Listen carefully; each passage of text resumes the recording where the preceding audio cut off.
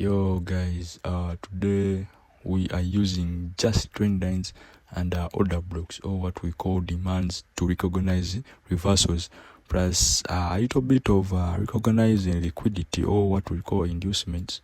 So let's see how this goes. Look at this, we see a clean downtrend. Like as we said, we're gonna be using trend lines. We see a clear trend line, like a clear downtrend, because when we put our trend line, we can see that we are having a touch here, a touch there, a touch here, and a touch there.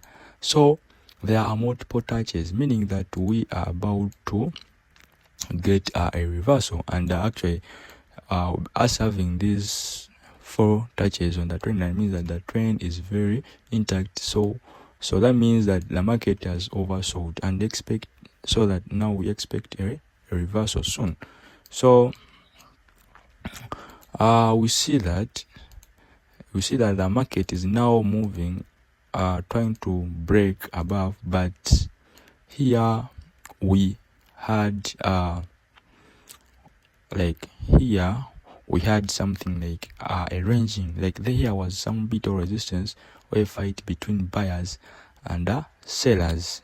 Okay, we had that, and not only that, we now see a breakout here, like a breakout. So us having a breakout above the trend line, now we need to see if the market is pulling back to leave some bit of a demand. So let's see what happens. But before that, we can clearly see that here we had some liquidity that was lying here.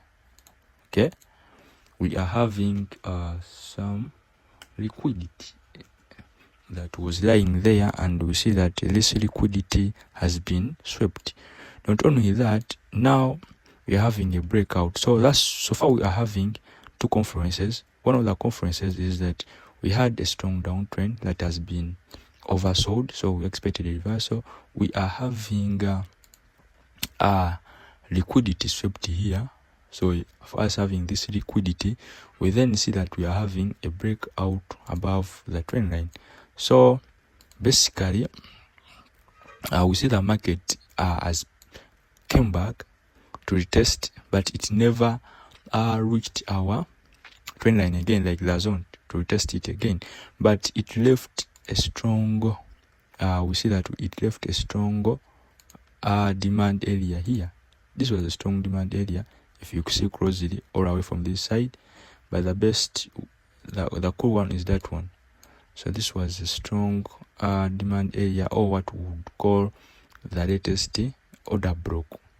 So this is the latest order block, meaning that prices have to come back to test this order block. So this was our order block, or what we would call demand. You can call this demand, but so far we are having that as our order block. So since it was a strong order block, prices pushed high, like it's pushing high actually to break even this recent high. But it's breaking this with a little bit of consolidation, meaning that prices have to come back and test our order block. So that's where we shall put our orders, but we need a little bit of more confirmation. Now we see that prices have come to the order block, prices have retested, but the order block is not yet mitigated. So you do not need to press any order here before the market is mitigated.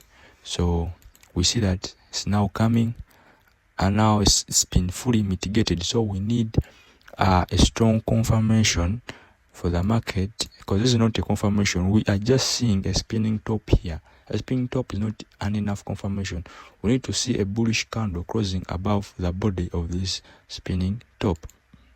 So lucky enough, we've seen this body immediately. So all you need to do is to press your sell orders, like your sell stops, and your buy stops. Okay, it's a buy stop because you are buying. So you press that. I always prefer putting below the pattern, like this is a bullish engulfing. Let me show you. This is a bullish engulfing. So at times they tell us, or people, most traders put stop losses below the pattern, like here, but it's a better idea if you put this below the order block or the zone. Now, how do we find the target? We do not just estimate the target. Since this has been a long move downwards, so we expect this price to come and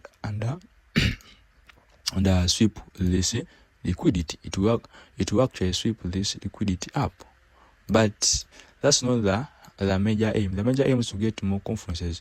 Like now, the first target that we will consider is this stronger breaker over, or what we call a breaker block, because it was okay, no, it's an order block, or it's a supply order block. So we are having that to make this ours as our take profit, as our first take profit. So this is our take profit, our first take profit.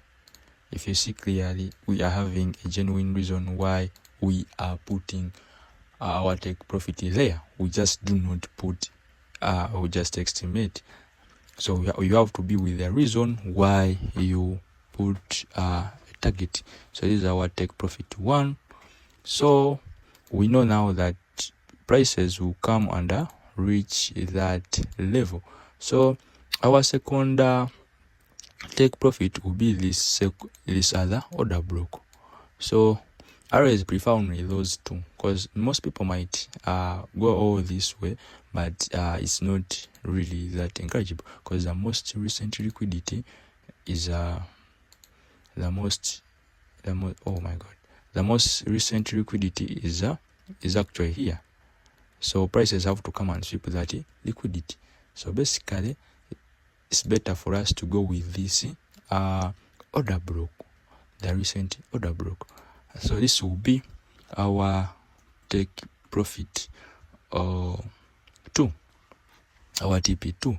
So, but to reach all this requires patience. So you consider that as our take profit 1. So we shall go for take profit 2. So that's our trade. So basically, that's how someone would have analyzed this trade and shouldn't miss out. So let's see how this goes.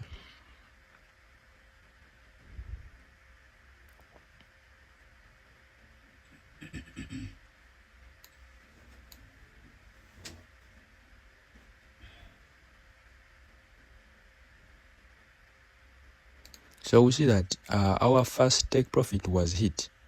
So our first take profit was hit from here. That was our first take profit, and this is our second take profit.